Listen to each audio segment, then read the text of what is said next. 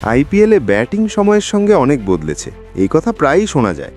এতটাই শোনা যায় যে মাঝে মধ্যে ব্যাপারটা ঠিক ভালোভাবে বোঝা যায় না। অনেকে মনে করেন পরিবর্তন মানেই শুধু বড় স্কোর বা বেশি বেশি ছক্কা। আসলেই কি তাই? না, পরিবর্তনের শেকড় আরও গভীরে। ইনিংসের গতি কেমন হবে, দলগুলো কিভাবে তাদের খেলোয়াড়দের ব্যবহার করবে এবং ইনিংসের বিভিন্ন ধাপে ঝুঁকি নেওয়ার ধরন, সব কিছুতেই বদল এসেছে। সেই পরিবর্তন আসলে কতটা?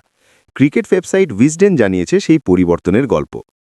বদলে গেছে ইনিংসের চিরচেনা রূপ। আইপিএল শুরু ২০০৮ সালে। সেই মরশুমে ব্যাটিং ইনিংসকে আলাদা করে ৩ ভাগে ভাগ করা যেত: পাওয়ার প্লে, মিডল ওভার ও ডেথ ওভার। তখন পাওয়ার প্লেতে ওভার প্রতি রান রেট ছিল ৭.১২, অর্থাৎ শুরুটা হতো বেশ রয়সয়। মিডল ওভারগুলোতে রান আসত গড়ে ৭.৫২ হারে, অর্থাৎ রানের গতি তখনও খুব একটা বাড়ত না। তবে শেষ ৫ ওভারে ছুটত রানের ট্রেন। সেখানে রান আসত ওভার প্রতি গড়ে ৯.৪২ হারে। রান তোলা ও ঝুঁকি নেওয়া দুটি তোলা থাকত ইনিংসের শেষ ভাগের জন্য। ২০২৫ সালে এসে এই চিত্র পুরোপুরি বদলে গেছে। রান তোলার জন্য এখন আর শেষ পর্যন্ত অপেক্ষা করা হয় না।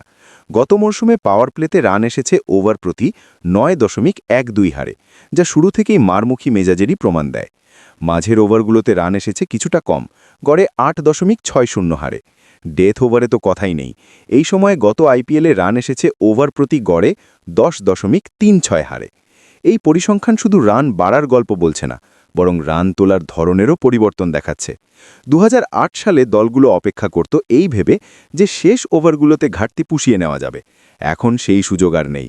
সব ধাপেই সমান তালে রান তোলায় এখন দেওয়া হচ্ছে সর্বোচ্চ গুরুত্ব। টপ অর্ডারই সব নয়।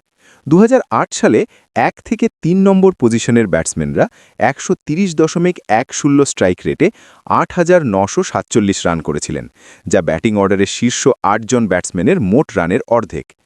৪ ও ৫ নম্বর পজিশনের ব্যাটসম্যানরা ১২৯.৮৮ স্ট্রাইক রেটে করেছিলেন ৪,৫৯৪ রান, যা মোট রানের ২৮%। অন্যদিকে ৬ থেকে ৮ নম্বর পজিশন থেকে এসেছিল ২,৯২১ রান বা ১৮%। এই পজিশনের ব্যাটসম্যানদের স্ট্রাইক রেট ছিল ১৩২.৫৯%, যা ওই বছরের অন্য যে কোনো পজিশনের চেয়ে বেশি হলেও তাদের কার্যকারিতা ছিল সীমিত, কারণ তারা খুব একটা বল খেলার সুযোগ পেতেন না।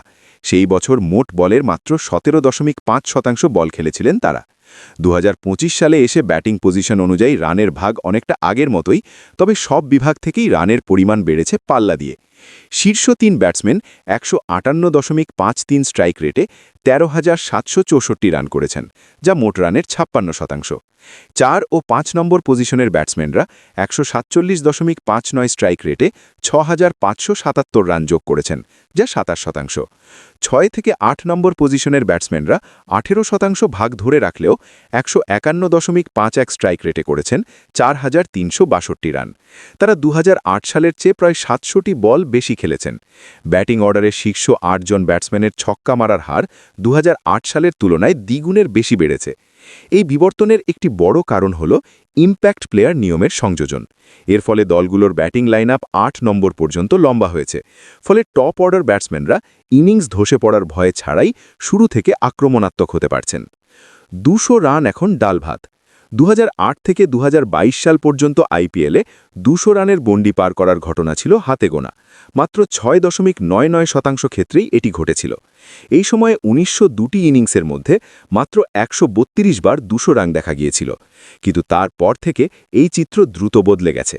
মাত্র ৪৩৮টি ইনিংসের মধ্যে ১৩০ বার ২০০ রান হয়েছে, অর্থাৎ ২৯.৬৮% ম্যাচেই এখন ২০০ বা তার বেশি রান দেখা যাচ্ছে। ২০০৮ সালে প্রতি ইনিংসে গড় রান ছিল ১৪৫ রান এবং ছক্কা হতো ১০টির মতো। তখন ২০০ রান মানেই নিশ্চিত জয়। ২০২৫ সালে এসে প্রতি ইনিংসে গড় রান বেড়ে দাঁড়িয়েছে ১৭২ রান এবং ছক্কার সংখ্যা বেড়ে হয়েছে প্রায় ১৮টি। এখন ইনিংসে ২০০ রান যেন নিয়মিত চিত্র। মজার ব্যাপার, ব্যাটসম্যানদের আউট হওয়ার সময়ের কিন্তু খুব একটা পরিবর্তন হয়নি। ২ মরশুমেই প্রতি উইকেটের পতন হয়েছে প্রায় ১৯টি বল পরপর। এর মানে হলো ব্যাটসম্যানরা দীর্ঘক্ষণ ব্যাটিং করছেন না, বরং তারা একই পরিমাণ বল খেলে অনেক বেশি দ্রুত রান তুলছেন।